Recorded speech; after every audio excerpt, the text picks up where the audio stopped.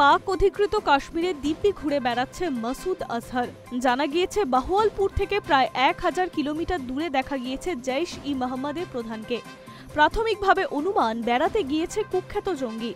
উল্লেখ্য, কয়েকদিন আগেই পাকিস্তানের প্রাক্তন বিদেশমন্ত্রী বিলাওয়াল ভুট্টোর জোর গলায় দাবি করেছিলেন মাসুদ নাকি পাকিস্তানে নেই। অপারেশন সিন্দুরে এই বাহওয়ালপুরে আক্রমণ শানিয়েছিল ভারত। বাহওয়ালপুরে জৈশ-ই-মোহাম্মদ, মুরাক্কার লস্কর-ই-তৈবার ও হিজবুল মুজাহিদের সদর দপ্তর গুড়িয়ে দিয়েছিল ভারত। খতম হয়েছিল বহু জেহাদি। আর এই আক্রমণে খতম হয়েছিল বহু জেহাদি। এবার জৈশের গড় বাহওয়ালপুরের আশেপাশেই দেখা গেল মাসুদ আজহারকে। উল্লেখ্য, এই বাহওয়ালপুরে অপারেশন সিন্দুরের সময়ে পরিবারের 14 জন সদস্যকে হারায় মাসুদ। জানা গিয়েছে, পাক অধিকৃত কাশ্মীরের যে অংশে মাসুদকে সম্প্রতি দেখা গিয়েছে সেটি মূলত পর্যটন ক্ষেত্র।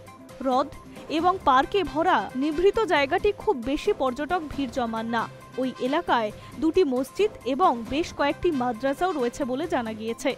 কিন্তু ওই এলাকায় মাসুদ কেন গিয়েছে তা জানা যায়নি। প্রসঙ্গত, দিন কয়েক আগেই বুক বাজিয়ে বিলাওয়াল দাবি করেছিলেন আজহার মোটেই পাকিস্তানে নেই, সে রয়েছে আফগানিস্তানে। বিলাওয়াল বলে, যদি ভারত সরকার আমাদের তথ্য দিতে পারে যে পাকিস্তানের মাটিতেই রয়েছে মাসুদ, সেক্ষেত্রে আমরা ওকে খুশি মনে গ্রেফতার করতে পারি। কিন্তু ঘটনা হলো, ভারত সরকার তেমন কিছু দিচ্ছে না। কিন্তু তারপরেই দেখা গেল বহল তিব্বতে পাক অধিকৃত কাশ্মীরে ঘুরে বেড়াচ্ছে মোস্ট ওয়ান্টেড জঙ্গি মাসুদ। High news network.